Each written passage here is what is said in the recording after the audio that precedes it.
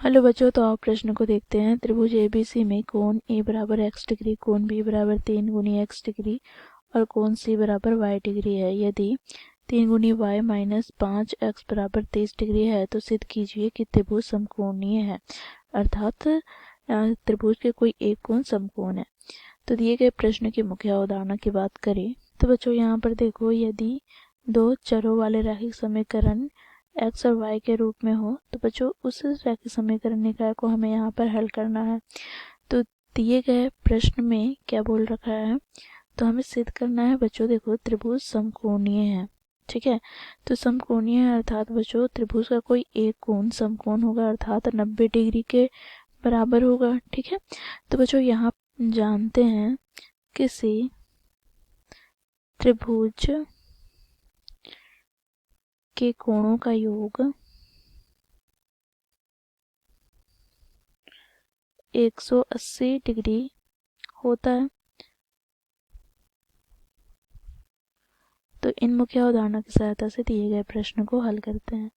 अब बच्चों देखो यहाँ पर, क्योंकि हमें कोण ए बराबर x डिग्री, कोण बी बराबर 3 गुनी x डिग्री तथा कोण सी हमें क्या दे रखा है, y डिग्री।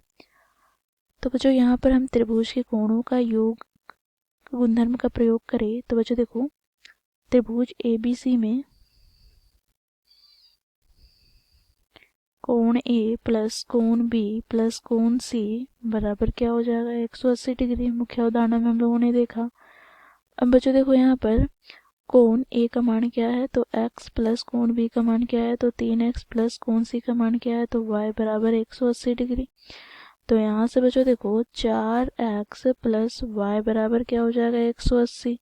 ठीक है, तो इसे हम समीकरण 1 दे देते हैं। अब प्रश्न में हमें क्या दे रखा है, तो देखो 3y माइनस 5x बराबर 30 डिग्री।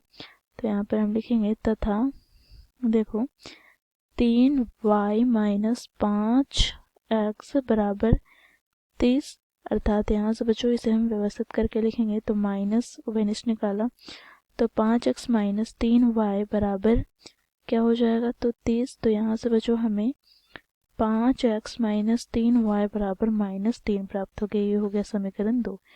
अब बच्चों देखो यहाँ पर समीकरण 1 तथा समीकरण 2 रैखिक समीकरण के युग्म में है, तो इसे हल करने के लिए बच्चों यहाँ पर हम विलोपन विधि का प्रयोग करेंगे। तो इसके लिए बच्चों यहाँ पर हम समीकरण 1 में क्या करेंगे, तो बच्चों देखो क्योंकि हमें y के चर को विलुप्त करना है तो उसके गुणांक को बराबर करने के लिए यहाँ पर समीकरण 1 को हम किससे गुना कर रहे हैं, 3 से। फिर बच्चों यहाँ पर हम जोड़ देंगे किसे, तो समीकरण 2 को।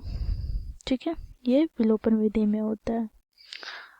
अब बच्चों देखो यहाँ से समीकरण 1 को 3 से गुना करें तो हमें क्या प्राप्त हो जाएगा, तो बच्चों देखो यहाँ पर 4 × 12x प्लस यहाँ पर 3y बराबर 18 × 54, अर्थात यहाँ से हमें प्राप्त हो जाएगा 540। ठीक है, अब बच्चों देखो यहाँ पर समीकरण 2 में क्या है, तो 5x माइनस 3y बराबर माइनस 30।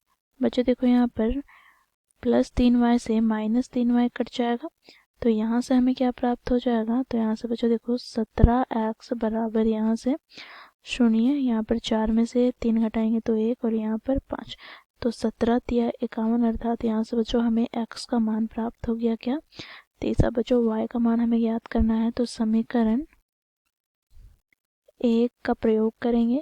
तो समीकरण 1 से हम जानते हैं क्या है, तो 4x प्लस y बराबर 180। तो यहाँ से बच्चों देखो 4 गुनी x का मान 30 प्लस y बराबर 180, तो यहाँ से हमें प्राप्त हो जाएगा 4 × 12 अर्थात 120 प्लस y बराबर 180। तो यहाँ से y बराबर 180 माइनस 120, तो यहाँ से हमें y का मान क्या प्राप्त हो गया, तो बच्चों देखो यहाँ पर हमें y का मान 60 प्राप्त हो गया। तो बच्चों देखो यहाँ पर कोण a क्या है, तो x डिग्री, तो x हम लोगों ने ज्ञात किया है क्या, तो बच्चों देखो यहाँ पर 30 डिग्री। अब बच्चों देखो कोण b क्या है, तो 3 गुनी x डिग्री अर्थात 3 गुनी 30 डिग्री अर्थात 3 × 3 = 9 अर्थात 90 डिग्री। और कोण सी यहाँ पर हमें प्राप्त हो गया y डिग्री अर्थात 60 डिग्री। ठीक है, तो बच्चों देखो यहाँ पर क्योंकि कोण B का मान क्या है 90 डिग्री, तो यहाँ पर हम लिखेंगे क्योंकि कोण B 90 डिग्री है अर्थात समकोण है, तो यहाँ से बच्चों देखो हमें त्रिभुज ABC एक समकोणीय त्रिभुज